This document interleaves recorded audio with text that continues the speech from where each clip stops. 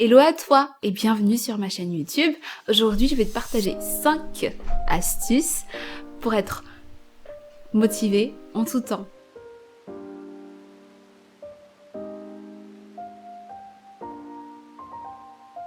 Je choisis aujourd'hui de te partager ces 5 astuces parce que ça a révolutionné ma vie. On passe directement à la première astuce qui est de prendre du temps pour soi et c'est très important. Personnellement, moi je commence ma journée avec un temps pour moi, rien que pour moi. Ça dure 1 heure pour moi, t'es pas obligé de faire 1 heure, tu prends ce que tu veux. Mais ce qui est important pour moi en fait, c'est de prendre ce temps-là et de le faire au tout début de la journée. C'est-à-dire que je vois personne, je discute avec personne, je prends pas mon téléphone. D'abord, je prends le temps.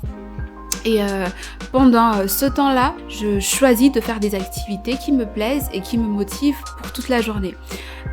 Ça va être des activités qui vont concerner 3 dimensions. Donc pour mon corps, je vais faire du sport, je vais faire obligatoirement du sport pendant ce temps-là. Pour mon âme, je vais écouter des podcasts par exemple, ou alors lire un livre, ou encore écouter un livre audio, ou peu importe en fait la manière dont je vais utiliser. L'essentiel c'est que ça nourrit mon âme de bonne énergie, de bonne force pour pouvoir affronter la journée. Et puis spirituellement, parce que je crois qu'on doit réveiller aussi en fait notre côté spirituel. Et prendre le temps de méditer, prendre le temps de bien nous nourrir tout simplement spirituellement. L'impact que ça a dans ma journée, c'est tout simplement que l'humeur que je vais avoir tout au long de ma journée, la manière dont je vais voir les choses dans la journée vont vraiment dépendre de ce moment-là de ma vie. Donc il faut que je le passe de la manière la plus saine possible, de la manière la plus naturelle possible pour pouvoir être heureuse et pour pouvoir communiquer cette joie autour de moi tout au long de ma journée. Deuxième astuce, c'est faire des listes. Alors je crois qu'on entend ça trop souvent d'ailleurs, faire des listes de tâches, faire des listes de pas mal de choses. Moi avant je croyais que faire des listes, c'était faire des listes de choses qu'on doit retenir et qu'on doit surtout pas oublier. Donc en fait j'aimais pas faire les listes parce que du coup ça me renvoie tout simplement à ce que moi j'arrive pas à faire. Et mais récemment j'ai appris à faire des listes à ma convenance et je te partage parce que ça a été une révolution également pour moi. Alors la première liste que je fais pour ma journée, c'est la liste de mes objectifs. Ça peut être 4, 5, 6 objectifs pour une journée. L'idée, c'est que ça soit clair et atteignable dans la journée même. Et du coup, à chaque fois que je finis un de mes objectifs, je suis fière de moi, tout simplement. Et en fait, quelque part, j'ai transformé la liste de tâches à faire en liste d'objectifs parce que je trouve que c'est une manière positive de voir les choses et ça me motive plus que de voir ce que j'ai à faire et que j'arrive pas à faire tout court. Et la deuxième liste que je fais pour ma journée, c'est la liste de ce que j'ai. La liste de mes bagages, je l'appelle. Et c'est important pour moi, une fois que je l'ai appliquée, je m'en sépare plus. Parce qu'en fait, c'est une liste qui note toutes les choses que j'ai pour affronter la journée. Alors ça peut être quelque chose de matériel, comme ça peut être quelque chose de non tangible également. Alors je vais te lire une liste que j'ai faite la semaine dernière pour que ça soit beaucoup plus concret pour toi et pour que ça soit beaucoup plus fluide à comprendre tout simplement. C'est une liste journalière, mais là je choisis de te lire particulièrement ce que j'ai fait le 21 janvier. J'ai listé santé, courage, force, joie, le temps, la paix, des idées novatrices, l'inspiration, j'ai de l'efficacité, le plaisir de vivre, j'ai des proches, j'ai de l'argent, j'ai de la nourriture, j'ai l'intelligence, la sagesse et la grâce. Moi, je choisis de les noter dans mon carnet de notes, mais si t'as pas de carnet de notes ou si tu fonctionnes pas tout simplement comme ça, tu peux créer des images, que ce soit sur ton téléphone, sur ton ordinateur ou encore un dessin à la main. Tu peux faire quelque chose de très joli pour que tu puisses voir et attirer ton attention dans la journée en fait, tout simplement te rappeler des choses que tu as. Et ça peut en fait te fortifier tout au long de la journée que tu as en fait le temps, tu as la joie, tu as la paix, tu es courageux, tu es en pleine santé et ça c'est pas rien quand même. Troisième astuce, c'est prendre l'habitude et prendre le temps de me féliciter, de se féliciter soi-même. En fait, c'est vraiment quelque chose que j'ai appris, que j'ai mis en place tout récemment parce que j'ai compris que avant j'attendais que les autres me félicitaient pour ce que je faisais et ça n'arrivait pas tout le temps parce que les gens ne remarquent pas forcément tout ce que je fais et en fait j'ai compris que c'est important de reconnaître les efforts que nous faisons et c'est important de marquer de le marquer, de le célébrer de manière particulière en fait tout au long de notre journée. Et du coup, moi, je prends le temps de me féliciter pour le travail que j'accomplis. Ce qui est important aussi sur le fait de se féliciter soi-même, c'est de justement le faire juste après l'effort qu'on fait et non quand on a les conséquences de ce qu'on a fait. Alors, je prends un exemple très concret. Tu es en train de passer un examen. Donc tu peux te féliciter juste en sortant de la salle d'examen et non attendre le résultat de l'examen pour le faire. Ou alors si tu pratiques une activité sportive dans le but de perdre du poids, tu peux te féliciter à chaque fin de séance de sport au lieu d'attendre que la balance va t'afficher quelques kilos en moins. C'est tout simplement ça. Les 2 dernières astuces vont vraiment porter sur la prévention.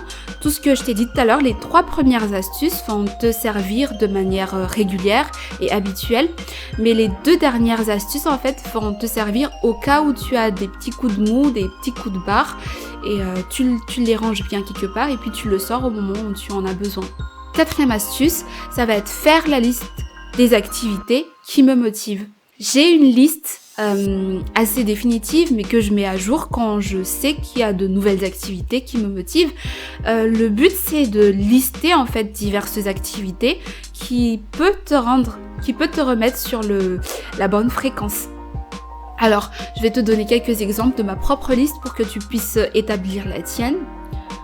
Dans ma liste, j'ai manger au restaurant, parler et rigoler avec mon mari, rêver avec mon mari, regarder les étoiles, regarder les photos que j'ai dans mon téléphone. Et ça, je le fais assez souvent. Et je sais pas si je suis la seule à le faire. Honnêtement, je sais pas. Faire le ménage à fond, encourager une autre personne, ou d'autres personnes d'ailleurs, faire le sport. Alors, j'aimerais juste préciser, parce que du coup, dans ma liste de tout à l'heure, mon mari m'a fait remarquer que tout n'est pas forcément clair. Et en ce qui concerne faire le ménage, alors je le fais de manière régulière comme tout le monde, comme tout le monde ici à la maison d'ailleurs, on le fait mon mari et moi, parce que c'est normal de le faire.